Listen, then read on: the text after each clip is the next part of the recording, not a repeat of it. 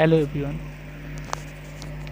आप सब कैसे हैं। तो आज हम लोग बात करेंगे भारत की कुछ प्रमुख नदियों के बारे में। तो पार्ट 1 मैंने लेके आया हूँ। सबसे पहले हम लोग बात करेंगे आज ब्रह्मपुत्र नदी के बारे में। इसकी कुल लंबाई जो है 2900 किलोमीटर। उद्गम स्थल जो है मानसरोवर झील के समीप स्थित चामी युगुंद हिमानी। संगम जो है बंगाल की खाड़ी और सहायक नदी जो है सुब्री। उसके बाद मैं बात करता हूँ सिंधु नदी। इसकी कुल लंबाई जो है 2880 किलोमीटर है। उद्गम स्थल मानसरोवर झील के समीप स्थित खानुप ख्वाब हिमंद। संगम अरब सागर। सहायक नदियों की बात करें तो झेलम, चिनाब, रावी, व्यास एवं सतलुज। उसके बाद बात करेंगे हम लोग गंगा नदी। गंगा नदी की कुल लंबाई 2510 किलोमीटर। उद्गम स्थल भागीरथी और अलकनंदा। संगम स्थल देवप्रयाग। संगम की बात किया जाए तो बंगाल की खाड़ी। और सहायक नदियां जो हैं यमुना, चंबल, सोन, दामोदर, महाकाली, घाघरा, रामगंगा, कोसी, गंडक है।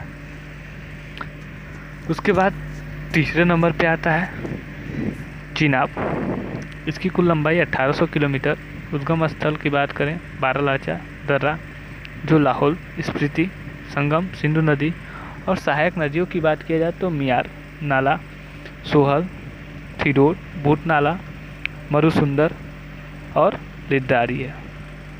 उसके बाद हम लोग बात करेंगे गोदावरी। गोदावरी नदियों की कुल लंबाई 1465 किलोमीटर है। उद्गम स्थल नासिक, महाराष्ट्र के दक्षिण पश्चिम में 42 किमी दूर स्थित गांव का एक पहाड़ी। संगम की बात की जाए तो बंगाल की खाड़ी। सहायक नदियाँ पेनगंगा, वर्धा, वेनगंगा, इंद्रावती, सबरी और मंजीरा है। उसके बाद बात करेंगे हम लोग सतलुज नदी। ठीक, सतलुज नदी की कुल लंबाई 1440 किलोमीटर। उद्गम स्थल मानसरोवर झील के समीप स्थित राकस ताल। संगम जो है चिनाब नदी। और सहायक नदियों की बात किया जाए तो वास्पा, स्पीति, नोगली, खड़ू और स्वाय। ठीक, उसके बाद दोस्तों बात करेंगे हम लोग यमुना नदी के बारे में। तो यमुना नदी की जो कुल लंबाई है 1375 किलोमीटर है।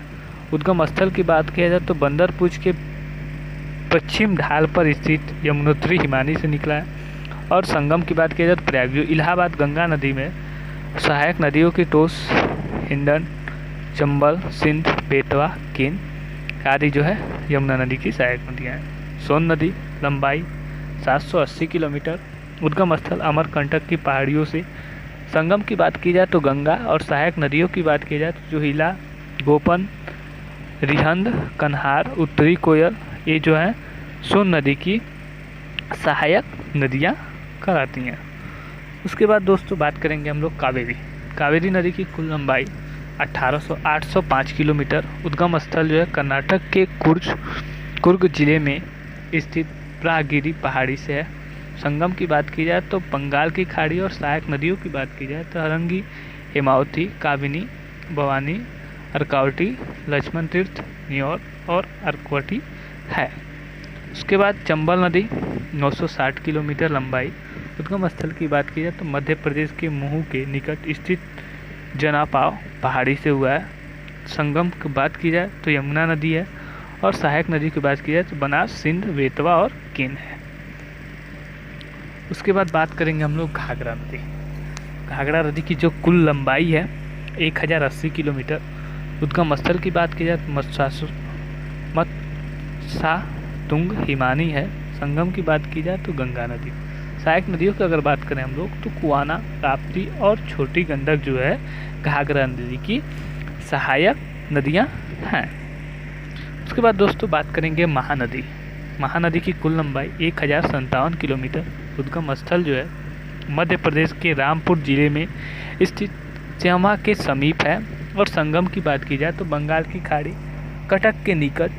और यही सहायक नदियों की बात की जाए तो इब्र, हस्तो, स्योनाक, सोदूर, पेरी, ओक, दूरभाष जो है सहायक नदियाँ। नर्मदा नदी 1312 किलोमीटर लंबाई। उद्गम स्थल विंध्याचल पर्वत श्रेणियों में स्थित अमरकंटक नामक स्थान से निकला है। संगम खंबात की खाड़ी। सहायक नदियाँ अमरावती, पूर्वी, बुखी, तवा, बांगर जो है नर्मदा नदी की सहायक नदियाँ हैं। उसके बाद बात करेंगे कृष्णा नदी। इसकी कुल लंबाई जो है 1327 किलोमीटर और उद्गम स्थल जो है महाबलेश्वर के समीप पश्चिमी घाट के पहाड़ों से निकला है।